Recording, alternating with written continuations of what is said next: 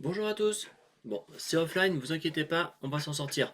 Un tout petit tuto là pour vous montrer quand vous récupérez un film à étalonner qui a été fait sur Avid et on vous envoie un QuickTime ou un MXF, un Mixdown ou un export pour étalonnage sur DaVinci.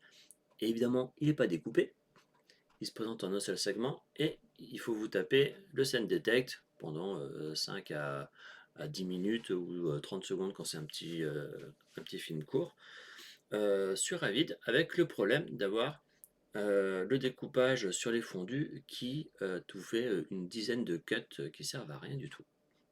Voilà. Donc pour éviter de se taper un scène detect sur DaVinci, eh ben, tout simplement, moi je demande de récupérer le bin offline, la séquence offline en fait que je viens de charger. Voilà, donc elle fait 1h30. Hop, je vous la mets en entier. Voilà, elle fait 1h30.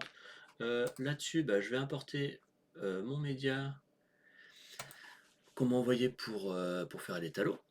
Voilà, qui lui est un seul, hop, un petit MXF en DNX 185X en général. Voilà, donc mon petit fichier, bah, du coup, on va fermer ça. Je charge mon rush. Je vais le poser mon émission. Voilà. Je la pose sur une petite V2 juste au-dessus.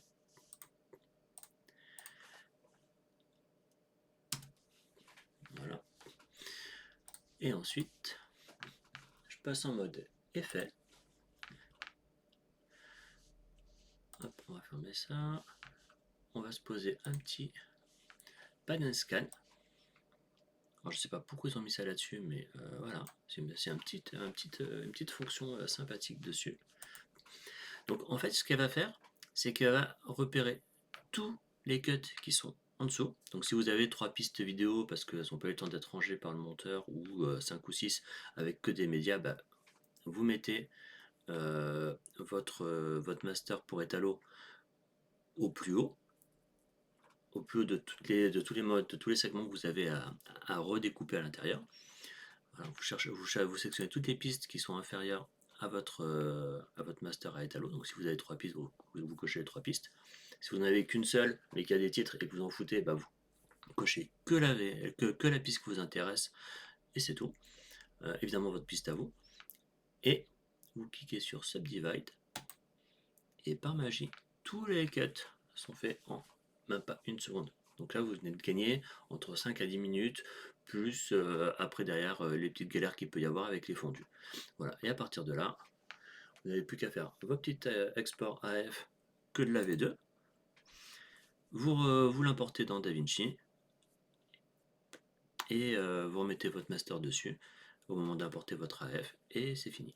Mais ça, je vous ferai un petit tuto pour ceux qui ne maîtrisent pas encore très bien cette partie-là. Voilà, bah, bonne journée, salut!